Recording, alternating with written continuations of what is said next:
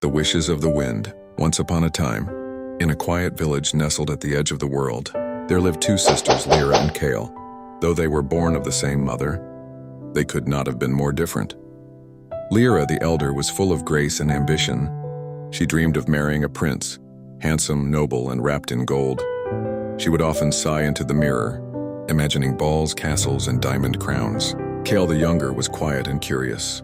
She spent her days in the garden, speaking to birds and sketching shapes in the clouds. When asked what kind of husband she wished for, she only said, "Someone kind who listens like the earth listens to rain." One spring day, an old woman wandered into the village. She wore a cloak of leaves and eyes like river stones. "Two wishes I offer," she said, "one for each of you. Whisper to the wind what kind of husband you seek, and when the time is right, he shall appear." Lyra was quick to speak. She asked for a man of wealth, beauty, and high rank. "A prince," she declared, "who will lift me above all others." Kale waited. Then she whispered gently into the wind, "Send me someone who sees with his heart." Years passed.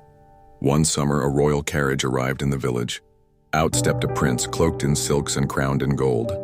He bowed before Lyra, declaring that her voice had haunted his dreams. The village rejoiced. A grand wedding followed, with feasts and fanfare. But Lyra's happiness was short. Her prince loved only his reflection in the mirror.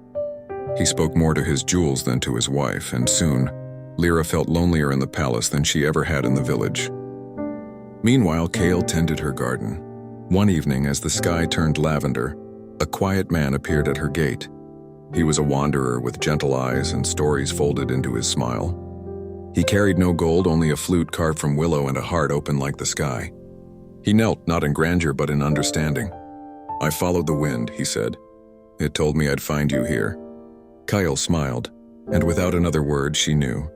And so one sister wore a crown, but not contentment.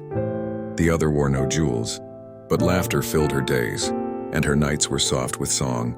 Because the wind, they say, always remembers the truth in a wish.